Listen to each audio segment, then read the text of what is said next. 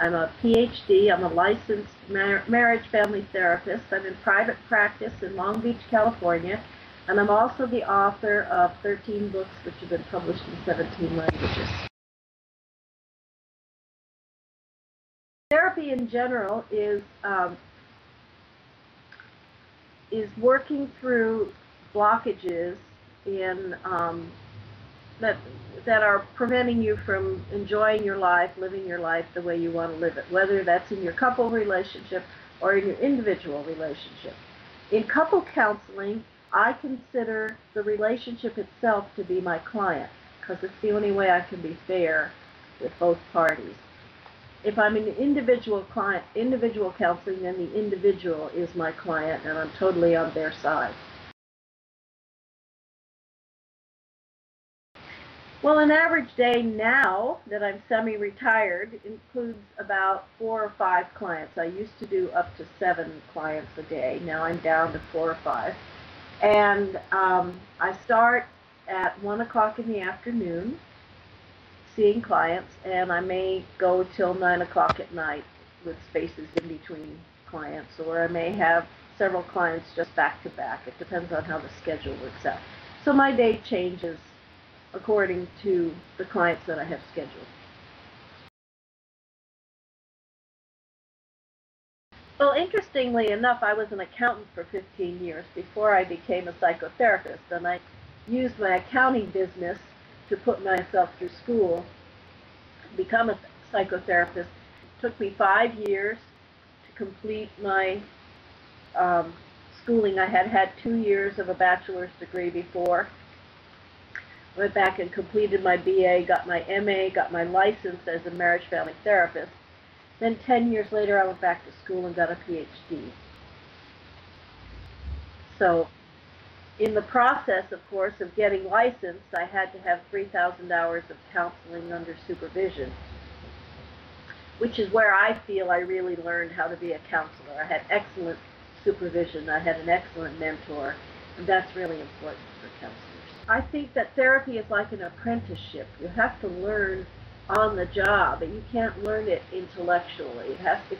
It's an emotional and a kind of a subconscious thing that we have to do. It's an art.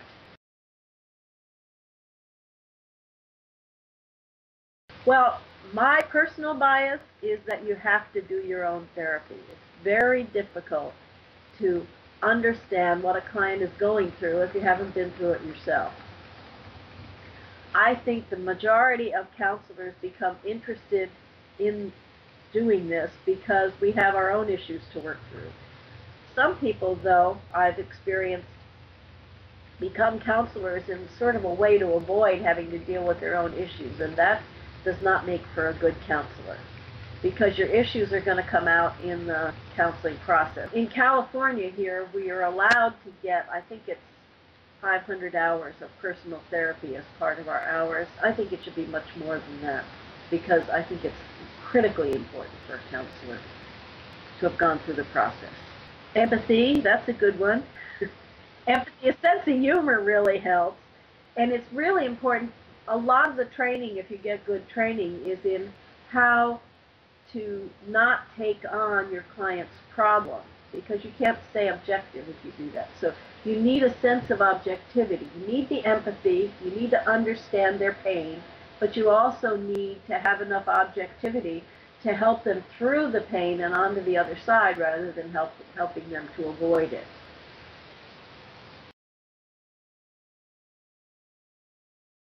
Actually, I think it's so much easier than it was when I started.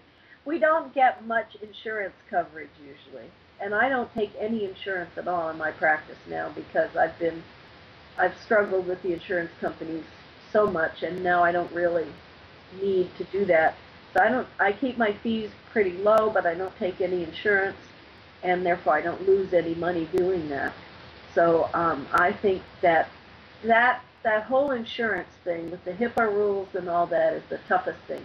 But a lot of therapists, if you want to be in private practice like I am, you really have to learn self-management, you have to learn time management, you have to learn money management. Those are the things that they don't teach you in school, and you have to know. In California, the changes have mostly been for the good. We have a really powerful organization called the California Association of Marriage Family Therapists that fights for our rights, and they've done a good job. So I think the changes have been pretty good.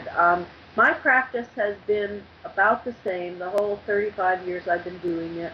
I'm not really familiar with what counselors who are like employed by the government or something have to go through. I know there's a lot of, especially in California here, there are a lot of people losing their jobs and that sort of thing. But for me, a bad economy tends to make my practice better because people get stressed and they need help. So I would love to put myself out of business. You know, I would love to heal enough people that I don't have any more people coming for help, but I don't see that happening in my lifetime.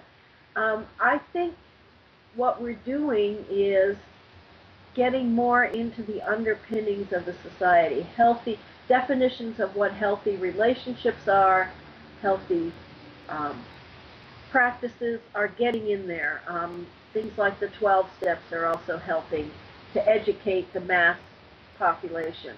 On the other hand, we have all these destructive influences from the media and entertainment that are showing norms that are not healthy norms, like what the famous movie stars are doing, the addictions and the broken marriages and all that stuff. So I'd like to see the healthier norms being more publicized.